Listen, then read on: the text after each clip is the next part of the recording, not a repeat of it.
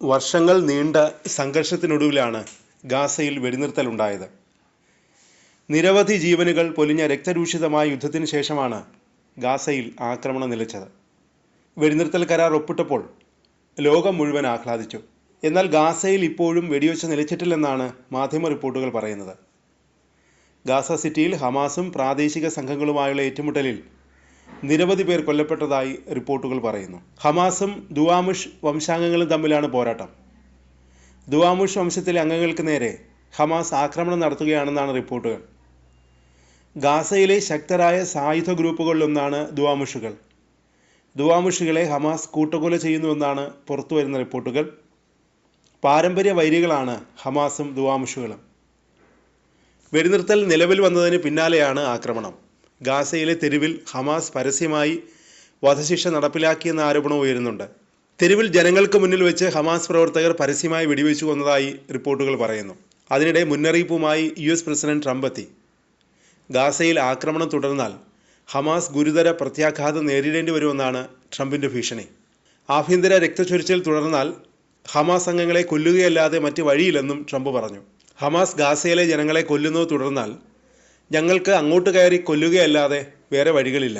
Hamas നടത്തുന്ന കൊലപാതകങ്ങൾ സമാധാന കരാറിൻ്റെ ഭാഗമല്ലെന്നും ട്രംപ് പറഞ്ഞു. എതിർ സംഘാംഗങ്ങളെ കൊലപ്പെടുത്തുന്ന ഹമാസിൻ്റെ പ്രവൃത്തി ക്ഷമിക്കാൻ കഴിയില്ല.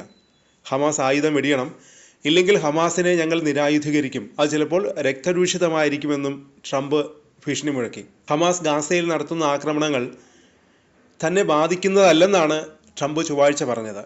എന്നാൽ 2 ദിവസത്തിന് ശേഷം ട്രംപ് നിലപാട് മാറ്റി. അതിനിടെ ഗാസയിൽ ഇസ്രായേൽ വെടിനിർത്തൽ ലംഘിച്ചതായി റിപ്പോർട്ടുകൾ. പലസ്തീൻ പൗരന്മാരെ ഇസ്രായേൽ കൊലപ്പെടുത്തിയതായി മാധ്യമങ്ങൾ റിപ്പോർട്ട് ചെയ്തു. കുറഞ്ഞത് 9 പലസ്തീൻ പൗരന്മാരെങ്കിലും ഇസ്രായേൽ ആക്രമണത്തിൽ കൊല്ലപ്പെട്ടതായാണ് ടൈംസ് ഓഫ് ഇസ്രായേൽ റിപ്പോർട്ട് ചെയ്യുന്നത്. ഗാസയിലെ ഷുജയ്യയിലും തെക്കൻ നഗരമായ റഫേലുമാണ് ഇസ്രായേൽ ആക്രമണത്തിൽ പലസ്തീൻ പൗരന്മാർ കൊല്ലപ്പെട്ടത്. ചൊവ്വാഴ്ചയാണ് സംഭവം. ഇതോടെ ഇസ്രായേൽ വെടിനിർത്തൽ കരാർ പാലിക്കുന്നില്ലെന്ന വിമർശനം ഉയർന്നു കഴിഞ്ഞു. ഗാസയിലെ ദേറൽ ബലയിലും ഇസ്രായേൽ ഡ്രോണാക്രമണം നടത്തി. സംഭവത്തിൽ നിരവധി പേർക്ക് പരിക്കേറ്റതായാണ് റിപ്പോർട്ട്. റഫയുടെ വടക്ക് കിഴക്കൻ മേഖലയായ നസർ പട്ടണത്തിൽ ഇസ്രായേൽ സൈന്യം 15 പേരെ അറസ്റ്റ് ചെയ്തു. പ്രാദേശിക മാധ്യമങ്ങളാണ് ഇക്കാര്യം റിപ്പോർട്ട് ചെയ്തത്.